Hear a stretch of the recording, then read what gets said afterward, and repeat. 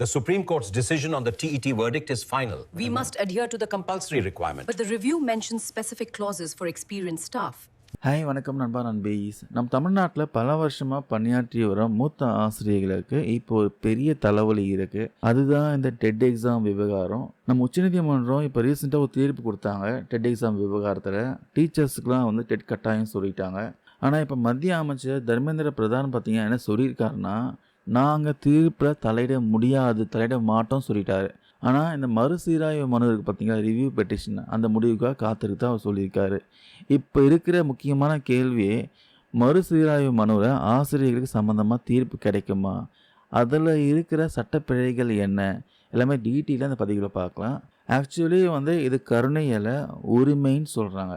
ஆமாம் நண்பர்களே, முதல்ல ஒரு விஷயத்தை வந்து தெளிவாக புரிஞ்சுக்கணும். மூத்த ஆசிரியர்கள் கேட்கறது நீதிமன்றத்தோட கருணை கிடையாது, இது சட்டப்படி நடக்க வேண்டிய திருத்தம்.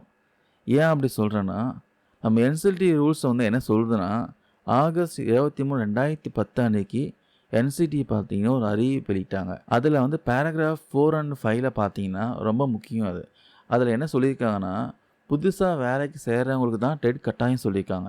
ஏற்கனவே வேலையில் இருக்கிறவங்களுக்கு அவங்க பழைய விதிப்படி தகுதியோடு தான் இருக்காங்க, நியமிக்கப்பட்டிருக்காங்க, அவங்களுக்கு பணி பாதுகாப்பு உண்டுன்ட்டு தெளிவாக சொல்லியிருக்காங்க.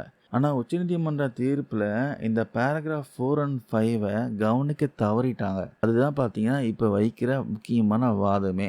இன்னும் வந்து எளிமையாக சொல்லணும்னா, நீங்கள் வந்து ஒரு கேம் வந்து விளையாட ஆரம்பிக்கிறீங்க, பாதியிலே பார்த்தீங்கன்னா ரூல்ஸை மாற்றிட்டு நீங்கள் முதல்ல இருந்து விளையாடுங்க அப்படின்னு சொன்னால் நியாயமாக இருக்குமா?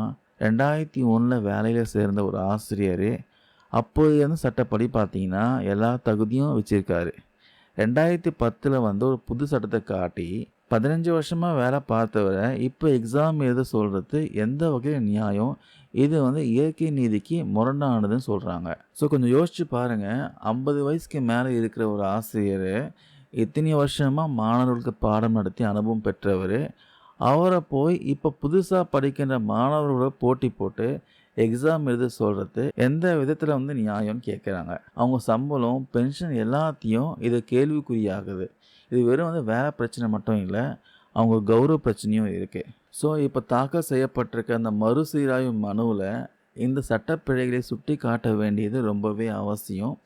என்சிடி ரூல்ஸ் பற்றி, அதாவது 4, 5 பேராகிராஃபை பற்றி கண்டிப்பாக மதிக்கணும். பழைய ஆசிரியர்களுக்கு கண்டிப்பாக விலக்கு அளிக்கணும். இதை வந்து நீதிமன்றம் வந்து சட்டப்பிழையாக திருத்தம் செய்யணுமே தவிர சலுகையாக பார்க்கக்கூடாது. இதை பற்றி நீங்கள் என்ன நினைக்கிறீங்க? மூத்த ஆசிரியர்களுக்கு விலக்கு கொடுக்கப்படுமா? இது விஷயமா உங்களுக்கு கருத்துக்களை வந்து கமெண்ட்ஸில் சொல்லுங்கள். இந்த பதிவில் நான் கொடுத்த தகவல் வந்து யூஸ்ஃபுல்லாக இருக்கும்னு நினைக்கிறேன். தேங்க்யூ நண்பர் நண்பீஸ்.